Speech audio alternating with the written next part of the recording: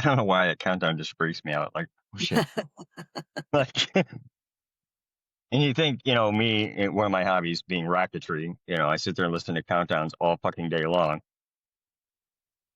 Um, so, of course, I'm in a graveyard. And of course, I had to remember one of Dad's favorite dad jokes.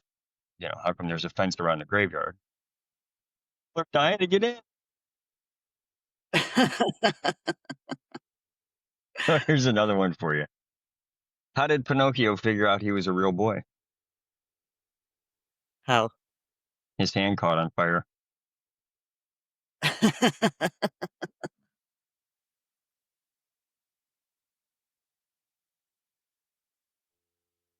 Anyway, Your video is, like, really cutting out now.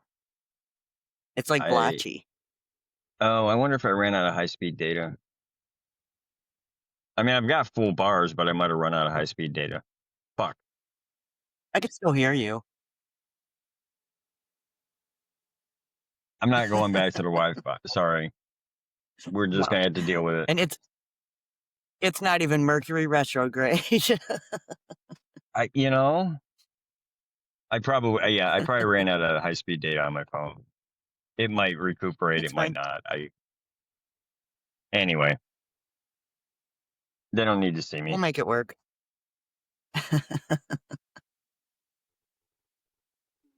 So where were we? Yeah, I can still hear you. Oh, well, last time we talked about the the first 12 fucking steps, but we want to go back over the fourth step again. So do you want me to read the fucking steps or the actual steps? Both. Okay, so I'll start with the actual steps first. Okay. So the first one is we admitted we were powerless over alcohol, that our lives had become unmanageable. Number two, came to believe that a power greater than ourselves could restore us to sanity. Number three, made a decision to turn our will and our lives over to the care of God as we understood Him. And number four, made a searching and fearless moral inventory of ourselves. And then for the 12 fucking steps, number one, admitted number two, realized there's a way to stop fucking myself. Number three, made a decision to get the fuck out of this mess. And number four, write all about how fucked up I really am. I love them. I really do. So okay, one, two, three, four. Uh, just as a quick recap on one, two, and three. At some point in your sobriety, you will actually end up doing one, two, and three pretty much on a daily basis. Same thing with 10, 11, and 12. Um, Yep. and I think I actually put that in one of my personal videos just recently about having 22 months and everything. A couple of things that people always get hung up on. The when you hear step one, admitted we were powerless over blah blah blah.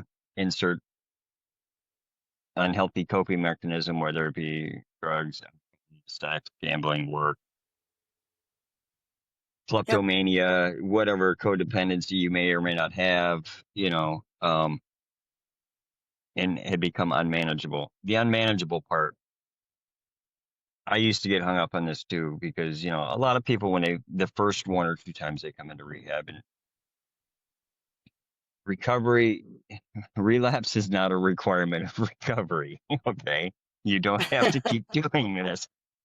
Trust me on this. It is Mhm. highly statistically probable. Okay. It is not a requirement though. Point being is a lot of times when people first come in, the first few times they're in, they think the unmanageability part means, oh, well, I still have a job and I still had a car and I still got a house and blah, blah. Okay, great. You're a functional alcoholic or a functional addict or a functional Yep. codependent or whatever. The label, a lot of people get hung up on the labels too. I'm going to tell you right now, that's your ego, plain and simple. It's your ego still trying to justify your actions and your bad behavior.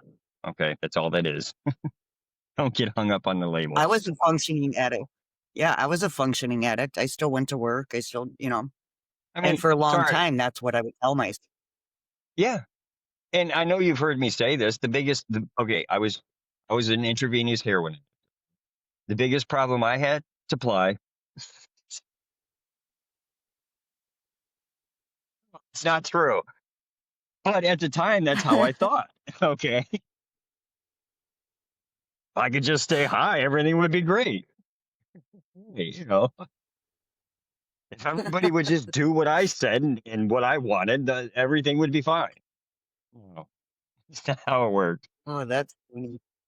So the unmanageability part, what they're talking about is they're talking about your emotional state, your mental state, your spiritual state, the internal stuff, the fact that you're in this constant state of reaction and survival. And typically, myself included, blamed my entire rolling dumpster fire of a life on everyone and everything else. Okay, that's what Yep. it means by unmanageable.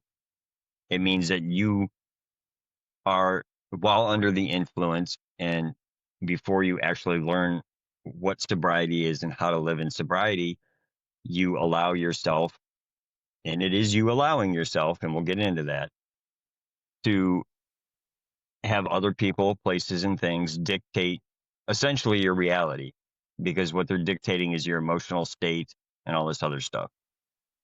Just before we started this, I was at the house making coffee, and I hear one of the guys come in. He's on the phone with somebody, and he's like, "Well, it's just not fair." And I had to laugh because I thought to myself, God, how many times have I said that? And I remember our dad and our mom, well, life's not fair. Maybe it's an age thing with me now because I am older. And the funny part about it is, for the most part, I can actually look back on my life and I can look at a lot of situations that I thought weren't fair. And the reality is they probably were actually very fair. They just weren't going the way I wanted them to. Exactly. So I think a more accurate statement is shouldn't be it's not fair. It's no, just be honest. It's not what I want. Just say that. It'll Yeah. make a big difference. So yeah. So step one is basically, yeah, admitting that, you're the one who made your life a shit show. Yep. It's really that simple. Okay. Of course, by admitting that, you're gonna get hit with a lot of guilt and shame and remorse and all this other stuff because you've essentially let yourself down. Okay. Well, the rest of the steps help you heal that issue. Um, Two is just basically believing that you can get out of it, and that there is. I'm not going to use the word cure, but there is a solution and a resolution. There is a relief. There is light at the end of the tunnel. Okay. I Um, think number 2 is where a lot of people get messed up because that's where it talks about a power greater than ourselves. So I like how you just now said it, like it's just knowing that there's a solution, whatever mhm, that solution is. right. We've had plenty of guys, especially being in a faith-based house, that come in, and we had a guy actually transfer from one of the other campuses. And one of the things that he was always hung up on, this is another great example of ego. And what I mean by when I say ego or egoic thinking, okay? A lot of people think ego means egotism and being conceited. And that is part of it. That's signs of an overinflated ego. Most addicts have an underinflated ego. And ironically, they both produce a similar end result. So anyway, uh, he was all hung up on the whole a God as you understand it, because he was a pretty passionate, I wouldn't call him fanatical, but he was definitely a passionate Christian. And to him, the only way is through Jesus Christ and so forth and so on. Okay, great. I respect your beliefs, bro. I really do. And so we used to get in this conversation in groups all the time, and it would infuriate him. And this is why he didn't like going to meetings, when they would be like, oh, God of your understanding, blah, blah, blah, and all this sort of stuff. And finally, I looked at him, I said one time, and I said, let me ask you something. He said, yeah. He said, we're in a faith-based house. I said, obviously, the director and a lot of other people here do believe in Jesus Christ and they accept him as their Lord and Savior. He's like, yeah. I said, now you understand God to some extent, right? You have a relationship with him. He's like, yeah. I said, so do I. And so does everybody else in this room, right? He said, yeah. I said, are we different people? And he goes, yeah. I said, then how in the hell do you expect me to understand the way you understand God if I'm a different person?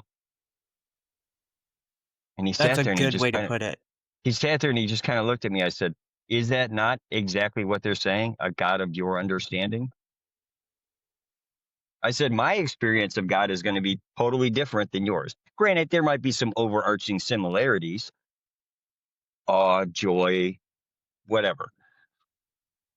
But the intimate details in the relationship with that higher power is going to be individualized with the individual. And that's what finally cracked that nut in him. And he was like, oh, I'm like, yeah. So, perfect example of the ego. You know, his ego is dead set on, no, it's this way because this is what I was raised to believe. And I can't be wrong because if I'm wrong, I'm unworthy of love. No, you're just not thinking past the end of your own node. You're still displaying signs of very selfish, self-centered behavior and thinking. Okay. So don't get hung up on that. Don't get hung up on the word God. You know, as we said in the last video, use it as an acronym, good orderly direction. I don't care what you pray to or talk to. You know, as long as you're not arguing with yourself and losing the argument, you should be okay. Start to lose, might be in trouble. Like, obviously, I'm not saying go out and listen to the shadow people. No, don't do that. Okay, so basically, step two is real simple. It's just step two is kind of an acceptance step. It's just accepting that yes, there is a solution, and it probably isn't one that you have thought of. Why? Because your best thinking got you into this mess. I like how all the steps kind of like roll into each other. Because like step Well, two yeah, is they're came to believe progressive. that a power, yeah, then ourselves could restore us to sanity. And then step three is made a decision to turn our will and our lives over to the care of God as we understood him. So they're both almost saying the same thing, Mhm. just a little bit another layer, you know? Yeah, and that's the thing. The first three are basically steps of acceptance. Accepting, like, you know, like in the 12 fucking steps. I'm fucked. My life's a fucking rolling dumpster fire. And if you're like me and most other addicts, you've probably poured some kerosene or gasoline on it quite a few times. You know. Um, and yeah, step two is just finally step one, two, three really is, you know, a good way to put it is stop fighting yourself. Just throw in the towel. Just accept and surrender to the fact that, you know what, somewhere along the lines, you've made some, I'm not even going to say bad, you've made some not so productive choices. I think Yeah. is a better way to put it. Emotionally, you're a fucking train wreck, and your life's probably a shit show. You've probably ruined most of the relationships in your life.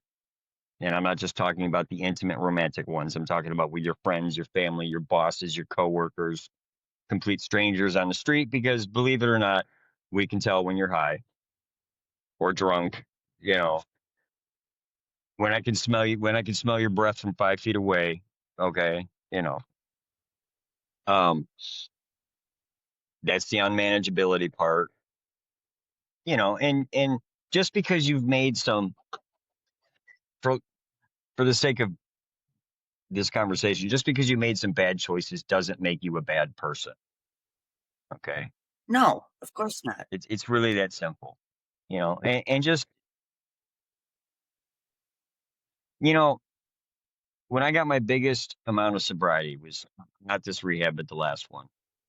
Um, and if you've been to any more than one rehab or more than one AA meeting or whatever, at some point you're going to hear the phrase "sick and tired of being sick and tired." And I was definitely at that point. I was just so thoroughly done that I had no other choice. And it's what we call in AA, a lot of us call it the gift of desperation. Um, I heard a guy say it real good one time. He said, yeah, the gift of desperation. That's when God paralyzes the liar inside of you long enough for you to hear the truth.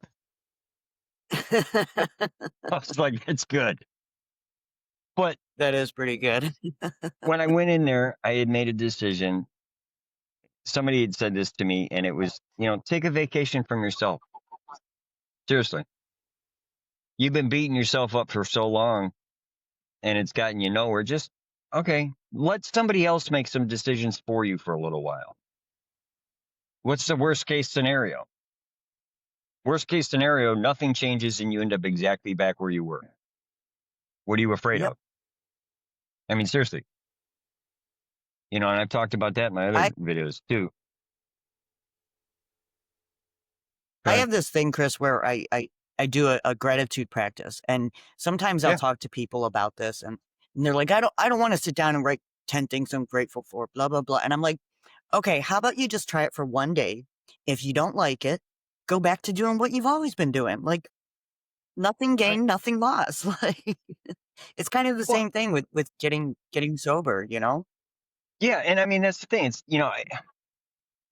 once again, maybe it's an age thing. I don't know. But I have found that 99 times out of 100, when it comes to facing fears about changing one's life or one's perspective or whatever, that more often than not, the thing you fear doesn't even exist, made up in your head. Okay. Or if it's, you keep thinking about the worst case scenario of a situation, for example, oh, the worst case scenario of, me reaching out to somebody I haven't talked to in years is they're going to reject me and hate me and all this other stuff, blah, blah, blah. Okay. You know what? If they do, great. Okay, fine. They do. But you know what? Ultimately, after that initial response, the situation hasn't changed. You're still in no contact. You're still not, you know what I mean? That person's still no longer a part of your life because of whatever choices. So what are you really fearing? What, not getting validation? Nothing. That should be a big red flag for you. Anyway, um, Uh-huh. so yeah, I decided, and that was one of the things I did was I decided to take a vacation for myself. And there was a guy there, the director there at that particular rehab. He called himself the resident asshole, and he was. He has a particular style. It basically, doesn't matter what you ask him. His first response is always no. It doesn't matter what it is, and it's because he's testing your willingness. And the That's guy's not great. stupid.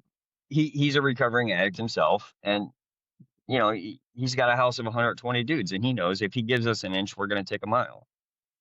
You know, Yeah. but of course, inevitably, at that particular place, we had one phone call a week for 10 minutes. And you weren't allowed to have your cell phone until you reached a certain progression, a certain level in the program, which was about 4 or 5 months. Oh my God, people would freak out about this.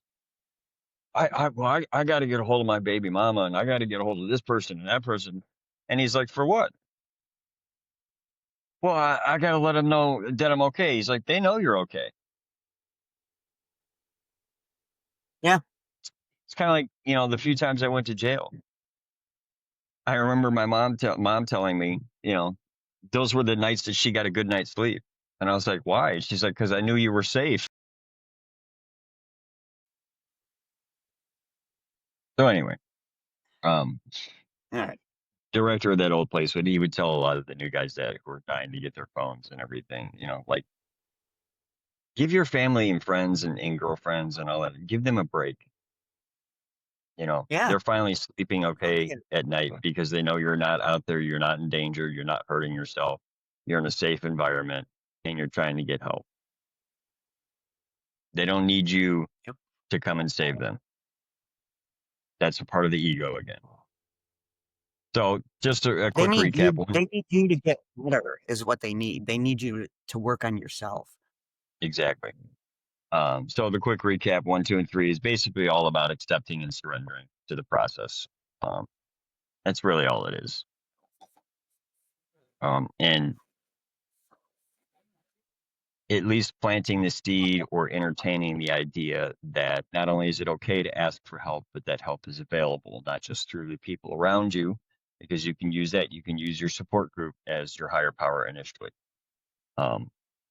Ultimately, when you get through the 12 steps, if you do them well and thoroughly and honestly, you will have, as they claim, one of the promises is that you will have a spiritual awakening, and you will have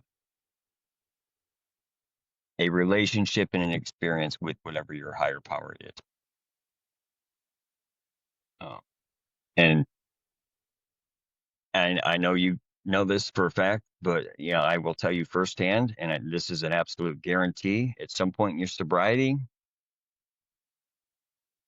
doesn't matter how many people you know, how many sponsors, co-sponsors you have. At some point, there's going to come a situation where your sobriety is going to come down between you and your higher power, and that's it. It happens to all of us at some point. Nobody's going to be available, and you're going to be on your own, and you're going to have to rely on that relationship with your higher power to get you through whatever moment you're going through. It's usually not right away, but it does happen. So yeah, 1, 2, 3 are about acceptance, surrender. 4, 5, and 6, and this is how they normally group them. I know we kind of did the video a little goofy, but that's okay. 4, 5, and 6 is basically starting to take that accountability and ownership of the state of your life and the state of your emotional being, which is essentially really the beginning of the healing. 4, you make a fearless searching inventory, moral inventory. How they word Wait, it? let me pull it up. I Close. That really was should close. know these. I did at one point. 4, made a searching and fearless moral inventory of ourselves. And 5 is admitted to God, to ourselves, and to another human being the exact nature of our wrongs. And 6 is we're entirely ready to have God remove all those defects of character. Now, for the 12 fucking steps, 4 is write all about how fucked up I really am. And 5, tell someone else about all this fucked up shit I just wrote about. And number 6, become totally ready to stop being such a fuck up. So, 4, 5, and 6 is it's accountability, ownership, and forgiveness. Now, And I think I don't that's know about why it's the hardest for people to go through, because for however long you haven't been accountable for anything. or bare minimum. Yeah. Most addicts, myself included, would avoid accountability or responsibility until we were cornered. Yeah. Wound up in a nice tiny pair of metal bracelets. I used to tell people all the time, I didn't get arrested, I got rescued.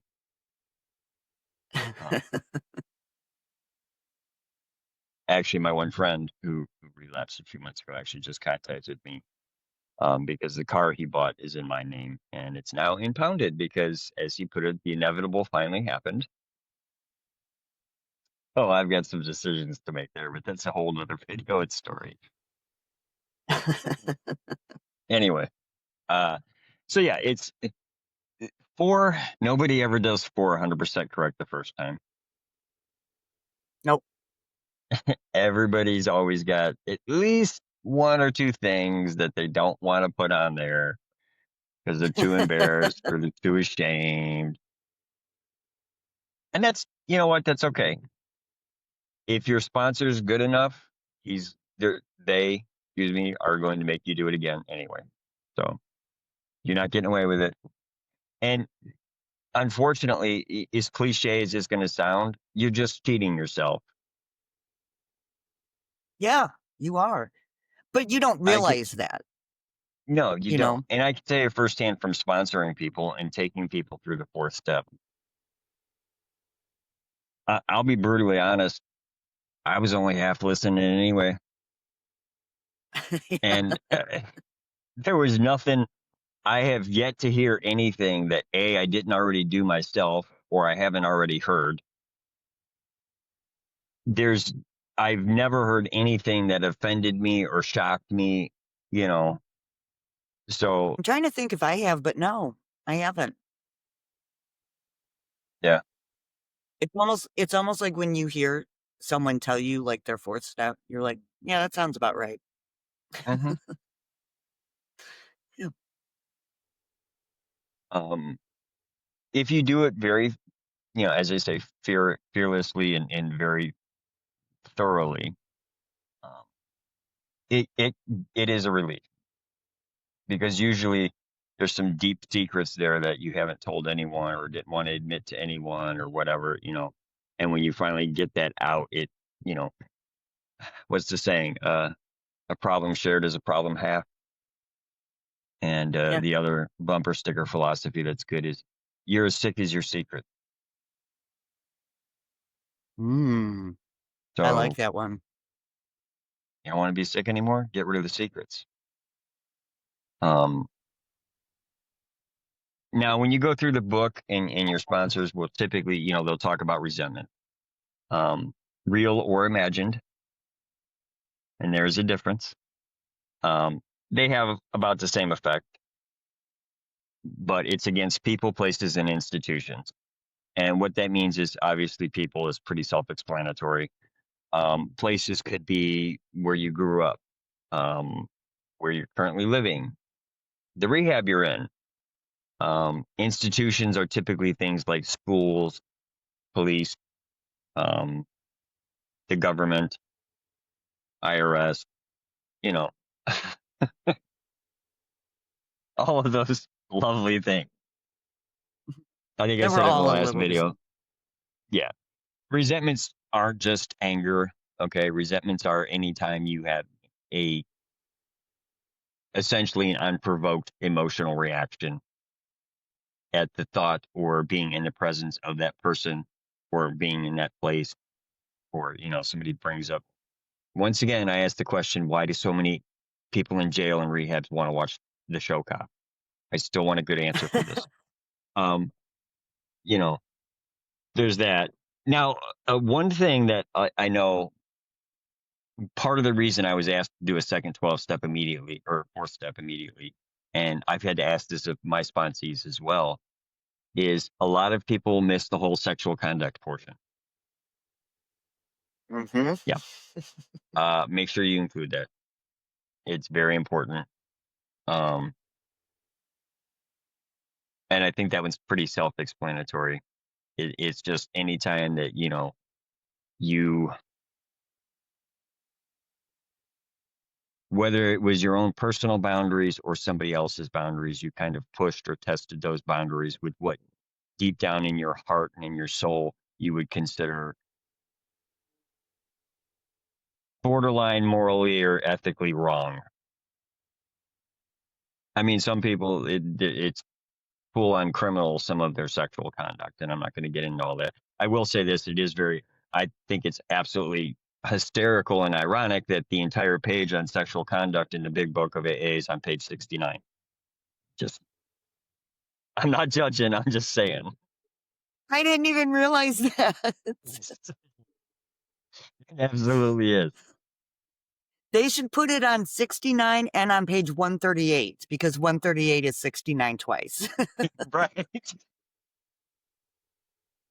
For 68, you do me and I owe you. Oh, right. Um, Just have it sprinkled throughout. Oh my so, gosh. and even that, I'm going to tell you right now, a lot of female addicts struggle with that one the most. Um, Hmm. but I'll tell you flat out, Yeah, I'm a guy and I have basically sold myself for dope.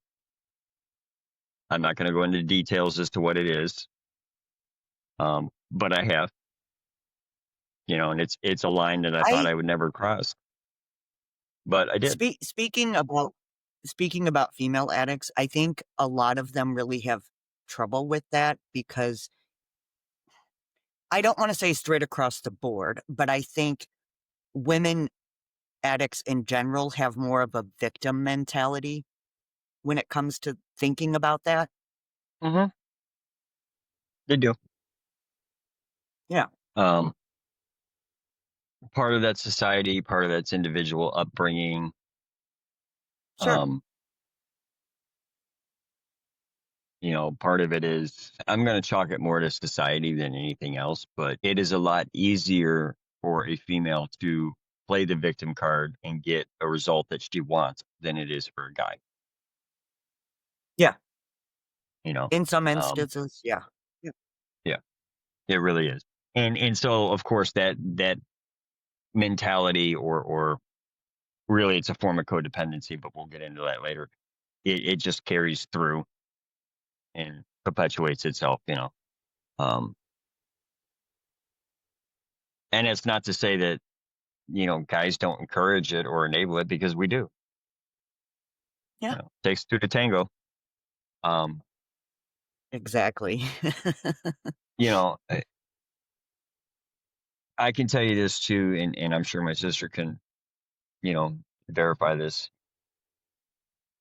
Every rock bottom I thought I had, well, I found a trap door and a ladder down.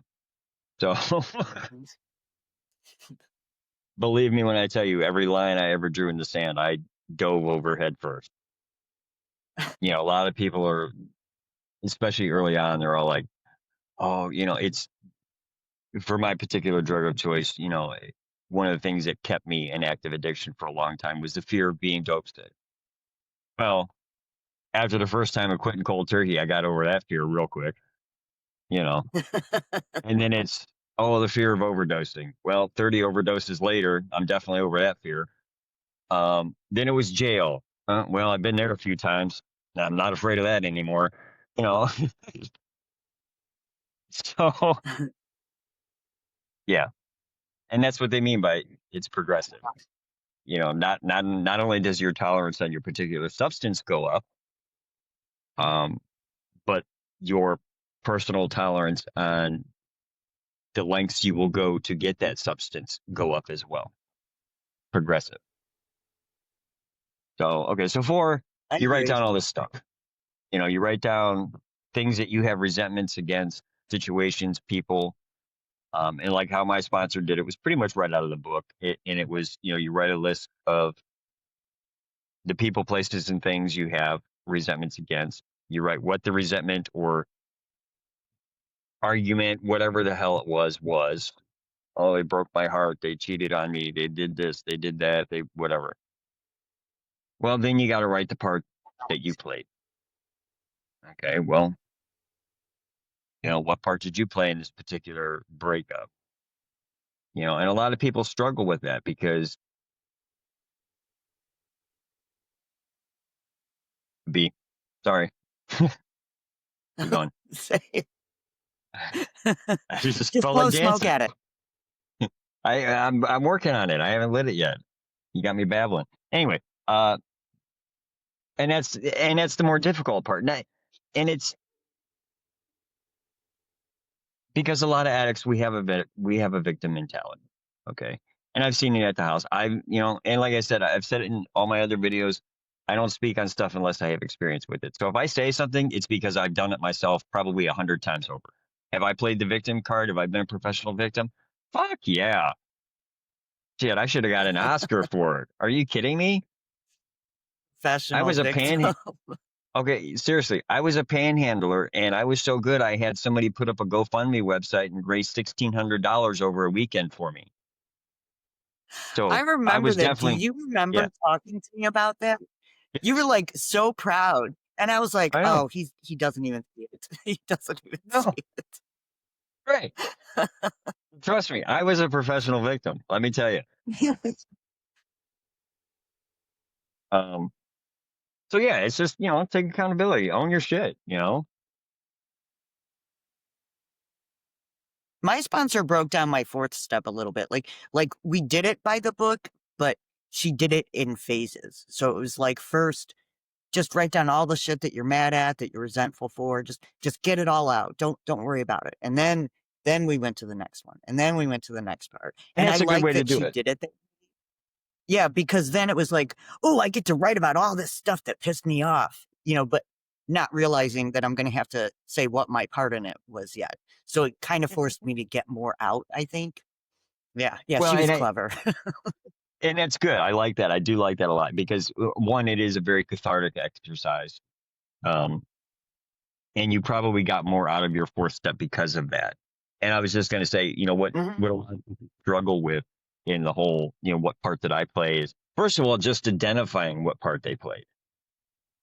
You know, I Yeah. know I did too, because there were a lot of situations that from a given perspective really did look like I had, you know, none of it was my fault. Cough, cough. Uh, but once you get past that initial anger and resentment and hurt and all that other stuff, and you really start to look at it more objectively, once you get past the initial emotional reaction, um, Yeah. which is part of the problem, you need to release that emotion and get through it. And sometimes that's what it takes, is just sitting through it. You know, healing this process. I'm going to tell you this right now. This is not an easy thing. It's not going to be all sunshines, rainbows, and blowjobs. No, it's not pretty unicorn farts. Okay. Healing hurt. And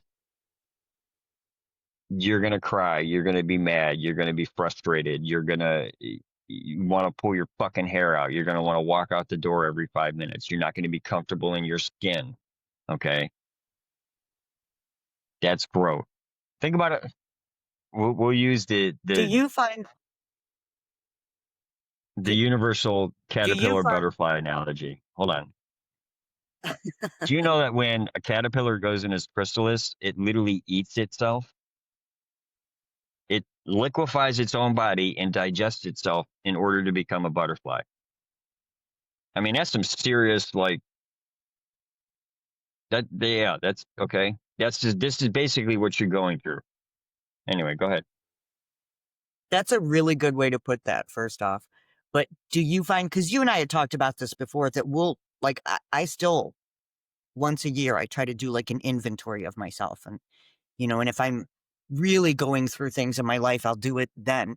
But do you find that it's easier to do? I find it's easier to organize my thoughts and do it, but it's still a process, no matter how long it's been. Um, well, yeah, both really. Okay, it's as I stated in the beginning, you do 1, 2, 3, 10, 11, 12 almost on a daily basis. And 10, 11, and 12 is essentially your everyday personal inventory. Um, and we'll get into that later, obviously. So there's that, but then, and the reason I suggest, and I'm sure this is probably true with you as well, I'm going to make a presumption here, um, is because over the course of a year or longer, it could be every year, every 3 years, whatever. I prefer every year. I find that I will have more resentments build up due to new experiences, but I also find that as time goes by and I get a chance to be more introspective and dig a little deeper, I'll find stuff that I didn't even realize was there. I'm finding shit from my childhood 35 years ago. Was like, oh shit. Okay. I didn't even, because it wasn't in the forefront of my mind. I didn't realize it was still affecting me. And now I do. And now I'm trying to fix those problems. Um, so it's easier in the aspect that I don't have as many, immediate resentment. And the few I've gathered over the year are obviously a lot less than what I had over the course of 10, 15, 20 years in active addiction. So it's easier in that regard. Um, is it still a process to properly identify the actual resentment in the part I played in it? Yeah. Um, I find now that as I come across much deep seated or more deep seated resentments and whatever, that we'll use the onion analogy from Shrek. Everyone loves this one. Oh, the Um, layers, yeah. Like peeling back yeah, layers. absolutely. And what I find is that the older the resentment, the more layers there are because it's had time to grow. That makes sense. I like that. I like the onion analogy. That'll do, donkey. It's a horrible accent, by the way. No, Absolutely. your Yes. version. The accent is beautiful, but your version of it is horrible. Yeah, absolutely. I agree. So anyway, so 4, 5, 6, 4, you write all this shit down. 5. Usually you do 4 and 5 together, Yeah. kind of in one sitting. Um, the hardest part about 4 is just actually sitting down and starting it. Usually once you start it, it just kind of starts flowing out of you, you know? I would agree with Um, that. Yeah. It's almost like giving yourself permission to finally, like, let's get all this out. And then 5, I did 5 with my sponsor, first time around, it was just me and him, and we sat in a quiet little room, and I just read it off, and he was not surprised at all. Actually, I think I already told you that story. He was surprised I didn't have more on it, which is probably why he made me do another one. he's like, Um, no, there's more. so the the deeper side of 5 and 6, more specifically 5, is you know it, you tell basically you're telling on yourself, okay? And the other part of it, the Yeah. spiritual side, or well, no, not even. I'll say the religious portion of it is essentially you're confessing, okay? That's Um, exactly what I thought of. It's yeah, like your personal confessional. right. And I actually know quite a few people, both men and women, who actually chose to do their fifth step with a priest. Um, Yeah. and that's personal choice. You don't have to tell your sponsor per se. Some sponsors are pretty adamant about that, and that you do have to tell them. But some, if you go to your sponsor and say, "Hey, I don't feel comfortable doing step 5 with you. I want to do it with a priest," more than likely, I don't know of anybody who would tell their sponsee no in that regard. I really don't. Um, I know I wouldn't. Okay, cool. Go ahead. Lest I have to listen to. Um, and if you I feel don't know that's why they would necessary, say no to that either. what? I said, I don't know why they would say no to that either. The only thing would be like if they're just worried that the person's not actually going to do it or say everything, but Yeah, I could see that. Um, I I know a couple of. Sorry, my mic. I forgot my mic was on my hat. Um, I know a couple of real diehard old schoolers that would insist you do it, with your sponsor, because that's how it was done with them and so forth and so on. But there's probably a lot less of them now than there used to be. yeah. Um, what sticks again? 6 is, well, for the 12 fucking steps, 6 is become totally ready to stop being such a fuck up. But then 6 in the book is we're entirely ready to have God remove all those defects of character. What's 7, real quick? Seven's Humbly ask list him, character defect step, right? well, it is, yeah, because humbly asked him to remove our shortcomings. Ah, okay. Okay, we're gonna get into that. Okay. The 6 is basically the ultimate forgiveness step. Okay. Um, 5 is you verbally admit to all of the things you wrote down in 4. Okay. And 6 is basically it's the last piece of the full surrender, and it's essentially asking for forgiveness, and that entails changing one's behavior. Um, It's almost like 6 and 7 go together, 8 and 9 go together, you know they what I do mean? actually, yeah, they do. Um, 7, okay, I remember there was this guy, great guy, short little biker dude, like 30 years sober. He used to come and do groups at the one rehab I was at. Guy had a heart of gold. But I'm trying to remember exactly how he worded it, but he explained the difference because when you get into 8, I believe it's um, character defects, and then 9 is what, making a list of amends. 8 is making the list of amends, and then Okay, 9 is make the direct right, amends whenever right, possible. okay, right, okay. Yeah. So 8 is your shortcomings and your character defect. And there's a difference between the two, and some people need clarification on that. Shortcoming is a good way to put it. Real simple. That's a good way to put it. Kiss. Keep it simple, stupid. So, here's a great example of a shortcoming. You have the opportunity to help an old lady across the street with her groceries,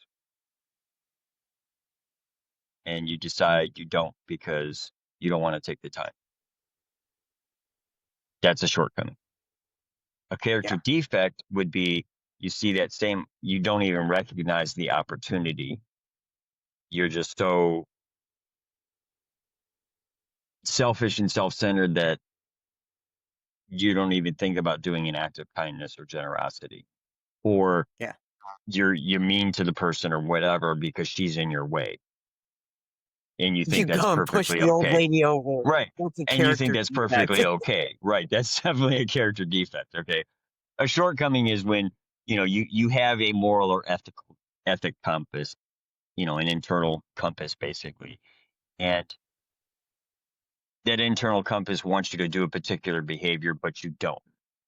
That's a shortcoming. A character defect, usually, that's not the best example of a character defect, but a character defect, a real good one would be, people pleasing or this kind of stuff, or, which is a form of codependency, which is also a form of addiction. And we'll get into all that later. Um,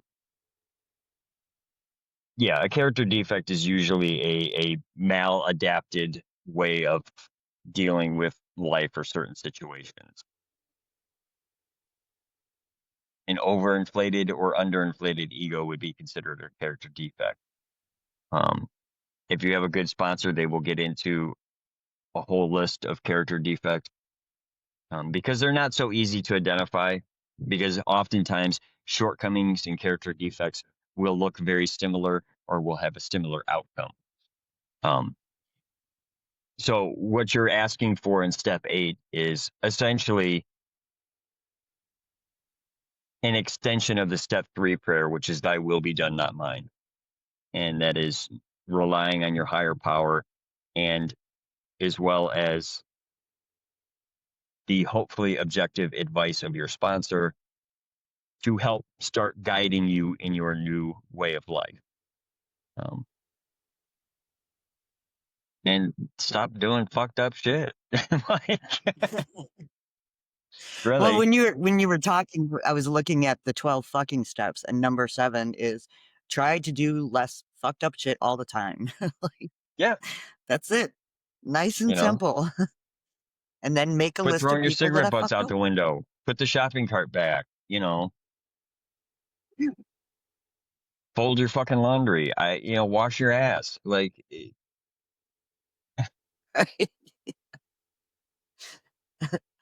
you would be surprised at how many dudes you have to teach them basic, it's like, dude, your mother isn't here. Wash your own fucking dishes. Like, Yeah. Oh man, I don't do Come that on. shit. Okay, here we go. So,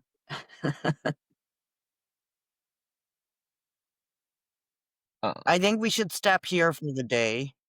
And I think, hold on. I think next time we should start with 8 okay. because 8 and 9 kinda really roll into each other. Yeah, they do. And then 10, 11, and 12 kind of all go together as well. And the funny part is, if you look at it's like, so you've got like 1, 2, and 3, 4, 5, and 6, 7, 8, or well, 6, sorry, 1, 2, 3, 4, and 5 end up being together. 7 and 8 end up being together, or 6 and 7, excuse me. And then 8 and 9 go together.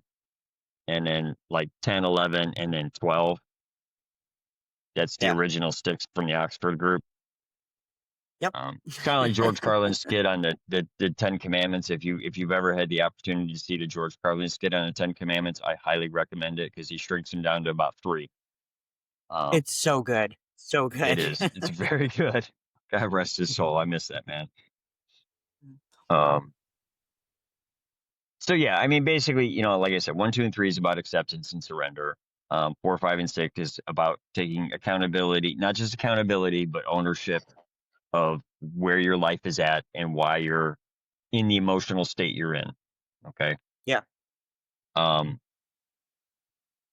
and admitting to it, and then it's about getting forgiveness from your higher power. And then the one that everyone struggles with, myself included, is the whole self-forgiveness thing. Okay. So let me finish with this. And I struggled with self-forgiveness for literally decades. I'm still struggling with it with certain things in my life. But I came across something not too long ago. I think it was about a year ago, and I might have actually sent it to you, Tara. And that is, the quote was, "You have to forgive people for treating you the way they see themselves." Okay, and I decided to flip that. I have to forgive myself for treating other people the way I see me, Ooh, that's good. and that was that definitely cracked a nut in my head, and really helped me with a lot of the self forgiveness. A lot of people just go back to the adage of, I've heard this spoken many, many times, if God is willing to forgive you, you should be willing to forgive yourself.